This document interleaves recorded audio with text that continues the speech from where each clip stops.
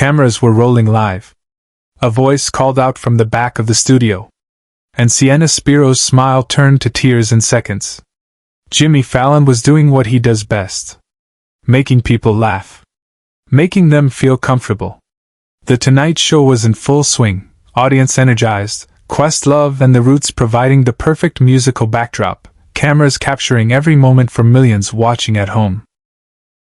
His guest was Sienna Spiro, the 26-year-old actress who had seemingly appeared out of nowhere to become one of Hollywood's most talked-about rising stars. Her debut film had earned critical acclaim. Magazine covers followed. Award nominations. She was living the dream that thousands chase but few ever catch. Sienna sat in the guest chair across from Jimmy, looking radiant in an elegant dress, her long dark hair catching the studio lights perfectly. She was mid-story, telling Jimmy about an embarrassing audition early in her career, her hands gesturing animatedly, that natural charisma that had made casting directors take notice shining through. So there I was, Sienna was saying, a bright smile on her face. Standing in front of Steven Spielberg himself, and I completely forgot my lines. Just blank. Total silence. And you know what he said to me? Jimmy leaned forward, grinning. What? He said. And then she stopped. Not a natural pause. Not a comedic beat. She simply stopped speaking mid-sentence, her mouth still slightly open, her eyes suddenly unfocused. Her head turned sharply to the right, away from Jimmy, toward the back of the studio where the audience entrance was located. The smile vanished from her face. Cameras were live when a voice rose from the back of the studio, and Sienna Spiro's smile turned to tears within seconds. Jimmy noticed immediately. Every good host would. Sienna?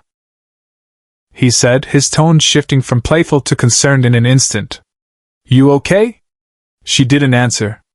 She was staring at something, or someone, near the studio entrance, her entire body rigid in the guest chair.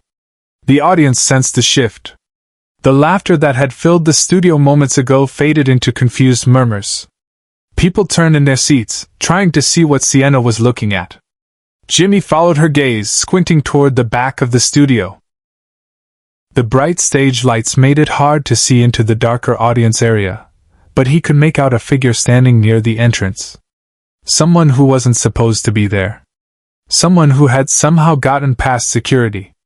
And then the voice came again. Clear. Unmistakable.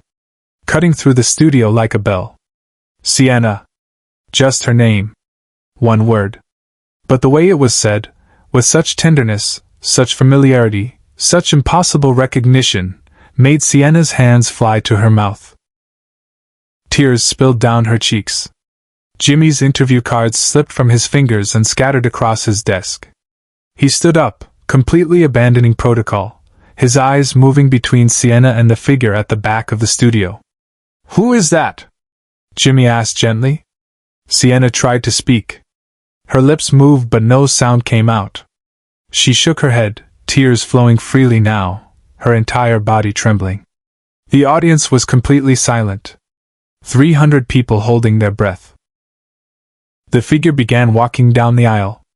As they passed under the audience lights, details became clear. An older woman, maybe in her 60s, wearing simple clothes, jeans and a cardigan. Gray hair pulled back. Weathered hands clutching a small purse. She moved slowly, deliberately, her eyes never leaving Sienna. Jimmy stopped mid-joke. The entire studio froze. To understand what happened next, you need to understand who Sienna Spiro was before she became Sienna Spiro. Her real name was Sarah Espinoza. She grew up in Albuquerque, New Mexico, the only child of Maria Espinoza, a housekeeper who worked 3 jobs to keep a roof over their heads and food on the table. Sarah's father had left when she was 2 years old. She had no memory of him. It had always been just her and her mother. Maria, who woke up at 4 a.m. to clean office buildings before her daughter woke for school, who worked hotel shifts in the afternoon, who spent evenings cleaning houses in the wealthy neighborhoods on the north side of the city. Money was always tight. They lived in a small apartment with thin walls and unreliable heat. Sarah wore second-hand clothes and brought lunch to school in a worn paper bag. But Maria made sure her daughter never felt poor. She filled their home with love, with music, with stories about a future where Sarah could be anything she wanted to be. "You're going to do something special, Mija," Maria would say, brushing Sarah's hair before bed. "I see it in you. You have a light." When Sarah was 11, she discovered acting. Her middle school drama teacher, Mrs. Chin, cast her in a small role in the school play. Sarah stepped on stage and felt something click into place. A sense of belonging she'd never experienced before. She threw herself into acting with fierce determination. Every school play. Every community theater production. She practiced monologues in the bathroom mirror. She watched old movies on their tiny television and studied how the actors moved, spoke, conveyed emotion. Maria encouraged it all. Despite working 70-hour weeks, despite being exhausted to the bone, she never missed one of Sarah's performances. She would sit in the audience, often the only parent there, and clap until her hands hurt. When Sarah was 16, a talent scout saw her perform in a community theater production. He gave her his card, told her she had potential, suggested she consider moving to Los Angeles to pursue acting seriously. Sarah was thrilled. Maria was terrified. "Los Angeles is expensive, Mija," Maria said that night, sitting at their small kitchen table, the scout's business card between them. "And dangerous. You're only 16. But this is my chance, Mama. This is what we've been working toward." Maria looked at her daughter, this beautiful, talented girl who had her whole life ahead of her, and made a decision that would define both their futures. "If you go," Maria said, her voice steady despite the fear in her eyes, "you go alone. I can't leave my jobs. I can't afford Los Angeles rent. But you can stay with my cousin Rosa. She lives in North Hollywood. It's not fancy, but it's safe. You won't come with me?" Maria's eyes filled with tears. "I'll visit when I can. We'll talk on the phone every day. But this is your dream, Sarah. Not mine. And I won't be the thing that holds you back." 2 months later, 17-year-old Sarah Espinoza moved to Los Angeles with 2 suitcases, $400, and her mother's blessing. For the first year, they talked every single day. Maria would call after her evening shift, and Sarah would tell her about auditions, about acting classes, about the small commercial she'd booked. Maria would tell her about Albuquerque, about the neighbors, about how proud she was. Then Sarah started booking bigger jobs. A recurring role on a TV show. A small part in an indie film. The phone calls became less frequent. Once a day became every few days. Every few days became once a week. Sarah's agent suggested she change her name. Sarah Espinoza wasn't memorable enough. They needed something that stood out on a marquee. After trying several options, they landed on Sienna Spiro. The new name came with a new story. The agency created a backstory for her. Raised in Santa Barbara, parents were both professors, she'd been acting since childhood in prestigious theater programs. It sounded better than the truth. More marketable. Sarah, now Sienna, went along with it.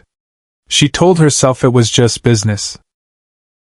Just part of the industry. It didn't mean anything. But then she booked her breakthrough role. The film that would make her famous. The press tour began. Interviews. Talk shows. Magazine profiles. All asking about her background, her family, her journey to stardom. And Sienna told them the manufactured story. The Santa Barbara childhood. The professor parents. The theater programs. She never mentioned Maria. Never mentioned Albuquerque. Never mentioned the woman who had worked herself to exhaustion to give her daughter a chance at something better. Subscribe and leave a comment, because the most powerful part of this story is still ahead. The calls to her mother stopped entirely. Not because Maria stopped trying, she called every week, left voicemails that went unreturned. But because Sienna was too ashamed to answer. How could she talk to her mother when she was telling the world that her mother didn't exist? Months passed. Then a year. Then 2 years. Maria stopped calling. She understood, in the way mothers understand painful truths, that her daughter had moved on. That Sarah Espinoza had died and Sienna Spiro had taken her place. That sometimes dreams require sacrifices, and she was the sacrifice. Tonight was supposed to be another promotional appearance. Sienna was on The Tonight Show to talk about her new film. She'd done her hair and makeup, rehearsed her talking points, prepared her funny anecdotes. What she didn't know was that her cousin Rosa, the woman who had housed 17-year-old Sarah when she first arrived in Los Angeles, had been watching Sienna's career with increasing heartbreak. Rosa had stayed in touch with Maria in Albuquerque. She knew that Maria cried watching her daughter on television, knowing Sarah wouldn't take her calls. And Rosa had decided enough was enough. She'd contacted the Tonight Show producers 3 weeks ago with a simple request. Could Maria Espinoza appear in the studio audience? Could she surprise her daughter? Could they give a mother one chance to see her daughter face to face? The producers had debated. It was risky. Unscripted. Could backfire spectacularly. But they'd said yes. And now Maria Espinoza was walking down the aisle of Studio 6B, tears streaming down her own face, moving toward the daughter who had erased her from existence. Behind the scenes, Fallon made a decision that defied every producer's expectation. Jimmy looked at Sienna, who was still covering her mouth with her hands, shoulders shaking with sobs. Then he looked at Maria, who had stopped halfway down the aisle, clearly uncertain if she should continue. Jimmy made his decision in 2 seconds. He stepped out from behind his desk. Not the casual stepping out he did for comedy bits. This was purposeful. He walked directly to Sienna, who was still frozen in the guest chair, and gently placed a hand on her shoulder. "Sienna," he said quietly, his voice barely picked up by the microphones. "That's your mom, isn't it?" She nodded, unable to speak. "When's the last time you saw her?" 12 years, Sienna whispered. "I was 17. Jimmy's jaw clenched. He looked at the cameras, then at the audience, then at the control room. He knew they were live. He knew millions were watching. He knew his producers were probably screaming into headsets. He didn't care. Jimmy turned and gestured to Maria. "Please! Come up here!" Maria hesitated, then continued walking. The audience remained absolutely silent as she approached the stage. When she reached the steps, Jimmy went to her and helped her up, offering his hand like she was the most important guest he'd ever had. He walked Maria over to where Sienna sat, still crying, still unable to move. Mother and daughter looked at each other for the first time in 12 years. "Mija," Maria said, her voice breaking on the single word. Sienna stood on shaking legs. For a moment, they just stared at each other. This woman who had sacrificed everything and the daughter who had pretended she didn't exist. Then Sienna collapsed into her mother's arms. The sound she made wasn't crying. It was something deeper. 12 years of guilt and shame and loss pouring out all at once. Maria held her daughter, one hand cradling the back of Sienna's head the way she used to when Sarah was a little girl, whispering in Spanish words of forgiveness that the microphones couldn't quite catch. But this is the moment no one in the studio, and no one watching at home, ever saw coming. Jimmy Fallon, who had built his career on making people laugh, reached into his jacket pocket and pulled out his interview notes, the blue cards he'd prepared for Sienna with all his questions and jokes. He tore them in half. "Forget the interview," Jimmy said, his voice thick with emotion. "Forget the movie. This is what matters." He pulled over a third chair and positioned it next to his desk. He sat Maria and Sienna down together, still holding hands, and simply let them talk. For 20 minutes of live television, The Tonight Show became a family reunion. Sienna apologized through tears. Maria forgave her with every word. The audience watched in reverent silence, many crying themselves. Before they went to commercial, Jimmy did one more thing. He removed his Tonight Show jacket and draped it over Maria's shoulders. "You raised a star," he told her. "This belongs to you more than anyone. Share and subscribe. Make sure this story is never forgotten." The next day, Sienna Spiro held a press conference. She told the world the truth about Sarah Espinoza from Albuquerque and the mother who made everything possible. She never used the fake backstory again. Maria moved to Los Angeles 2 months later. She sits front row at every premiere. And Jimmy's torn interview cards? Sienna had them framed. They hang in her home as a reminder of the night she stopped pretending and became real.